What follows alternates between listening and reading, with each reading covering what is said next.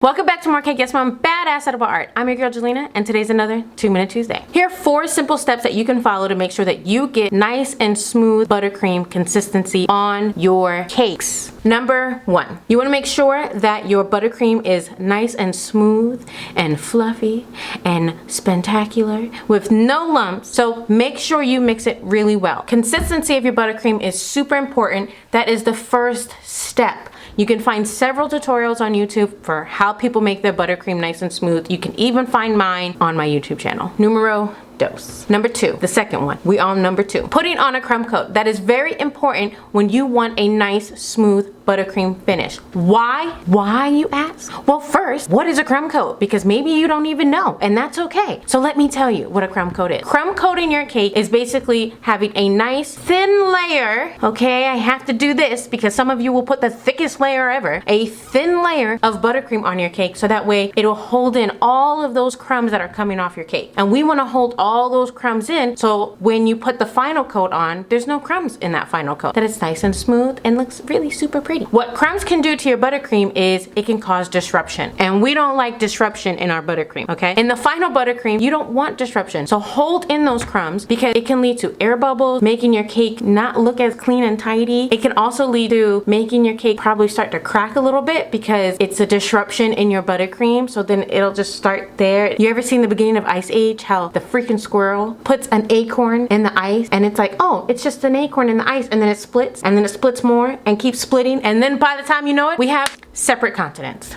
So make sure there's no crumbs in your final coat and that you're doing a crumb coat. It's a little extreme.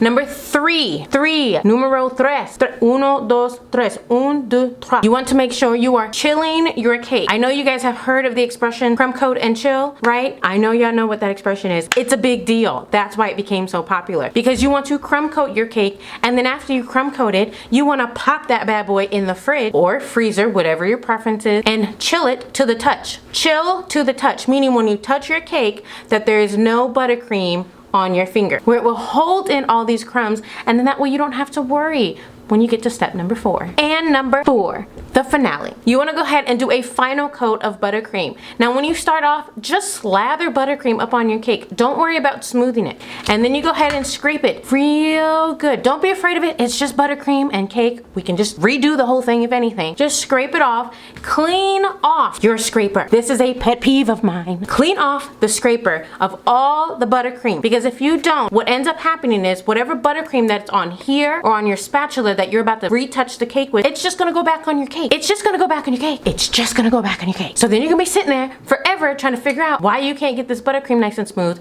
It's because you're not scraping off your spatula and your scraper. So clean it off, and then you're gonna notice that once you do that first initial wipe, all of a sudden there's holes in your buttercream, meaning a bunch of spots where buttercream isn't even or lined up. So now you've scraped it and you're noticing all these little patches along the way. So all you have to do is grab some more buttercream, slather it on these holes, and then re-scrape. The more you start noticing that you're adding this buttercream in the holes or patchiness of your cake, the more smooth it becomes after you use your straight edge scraper. And you want to continue that several times until you are satisfied with the smoothness, the cleanness, and the straightness of your buttercream. Thanks again for joining me for another 2-Minute Tuesday. Make sure you comment down below some of the struggles that you're having in your cake journey, and maybe I'll make that a 2-Minute Tuesday. Okay, bye guys. I'll talk to you later. Bye.